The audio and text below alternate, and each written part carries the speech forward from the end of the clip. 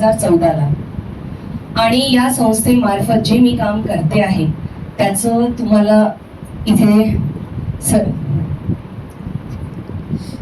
ही जी photos दिसते ही माझ्या मी जिथे राहायची त्याच्या प्लेसमेंटला माझी किचन होती, जी संजीवनी संस्कार बौद्धिस्ट संस्थेने ही सेकंड लॉकडाऊनचे फोटोज आहेत.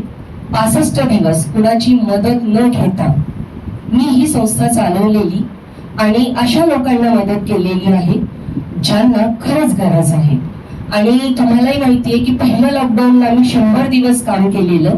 सुमेधाताईला माहिती आहे त्यावेळेस आपण जसं गरज फाउंडेशननी सांगितले काही संस्था अशा होत्या ज्या पोलीस डिपार्टमेंटला रजिस्टर्ड होत्या आणि रोज कुठे काय पुरवायचंय तिथून कॉल यायचे आणि तिथपर्यंत पोहोचवण्याची जिम्मेदारी ती आमची असायची. ती कुठल्याही वेळेस कॉल आला तरी ते आम्हाला पोचवावं लागायचं. मगाशी सरांनी जे म्हटलंय की कॉमा नसायला म्हणजे फुल स्टॉप नसायला पाहिजे.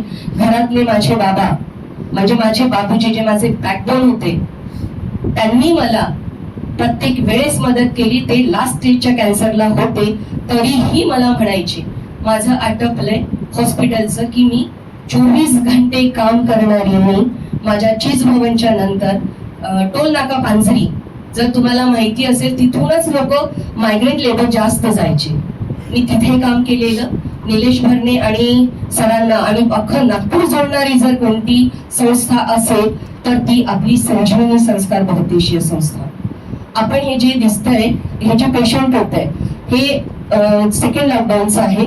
तर यावेळेस यांना ऍडमिट केलं गेलं होतं पण ऍडमिट करून घेतलंय. परिस्थिती अशी होती की ज्याच्या मागे कुठली संस्था नाही त्या संस्थेनी कुणालाही ऍडमिट केलं किंवा कोणी गरजू असेल गेलंय तर हे गव्हर्नमेंट जे तुम्ही वाचाल ना तर हे GMCचं आहे.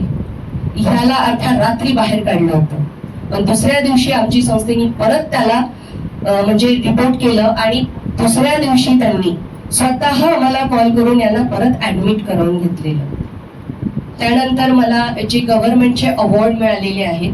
प्रायव्हेट संस्थेचं मी बघितलंय गव्हर्नमेंटचे मला 3 अवॉर्ड आहेत पण प्रायव्हेट संस्थेचं बघितलंय की तुम्हाला पहिले जसं मी सुमेधाताईला आज विचारलंय खूप तुमची संस्था खरंच खूप छान काम करते की तुम्ही जिनाई लोकांना बोलवलं. थँक्यू सुमेधाताई.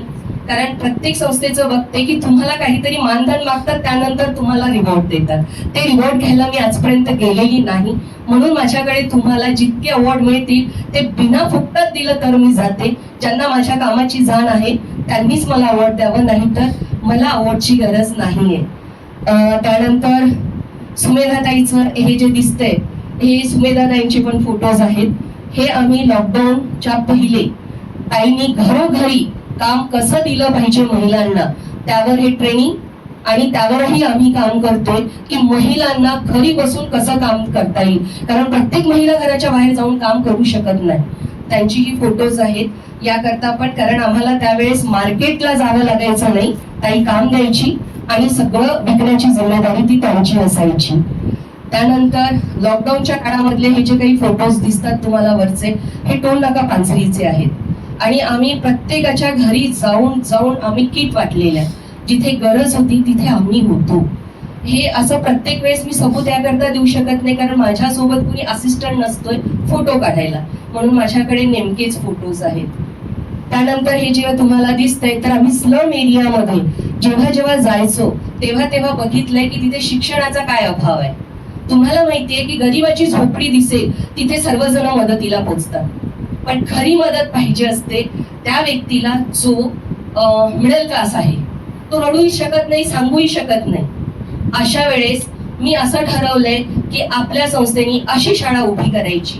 मी ज्या एरियात राहते एज्युकेशन हब आहे. 25,000 30,000 40,000 1 लाख असे डोनेशन्स आहेत. माझी छोटीशी शाळा मी उभी केलेली तिथे. त्या शाळेचं नाव आहे आता समोर येणारे झॅनफोर्ट आणि त्या नावाने आपली संस्था आपली शिक्षण एज्युकेशन फक्त 6,000 मध्ये डिजिटल एज्युकेशन देते. वर्षाचे 6,000 आणि इतकं छान एज्युकेशन देते. मी त्याचे फोटोज अपलोड केलेले नाहीत ते सॉरी त्याकरता पण खरंच खूप चांगलं आहे. आणि कुणाचे 4,000 घेते आणि कुणाकडनं फीजही घेत नाही. असं करत असताना माझं एक रेस्टॉरंट आहे जे मी स्वतः चालवते आणि स्वतःच कमवून करते, कारण माझा नवरा गॅझेटेड ऑफिसर आहे, घर चालवायला पैसा लागत नाही, हा माझा प्लस पॉइंट आहे. पण मला असं वाटतंय आपल्यापैकी पुष्कळशा मैत्रिणी अशा आहेत की ज्यांना CSR फंडिंगचं माहिती आहे, ज्यापर्यंत मी कधीच पोहोचली नाही. लोक सांगतात आम्ही इथून मिळतोय तिथून मिळतोय, प्रयत्न केलाय, पण ते जे लिक्विड सांगतात ते मला करता आलं नाही. म्हणून माझं काम जितकं मला जमते प्रयत्नात आहे. आता माझ्या 2 ब्रँचेस अजून मी खोलते शाळेच्या.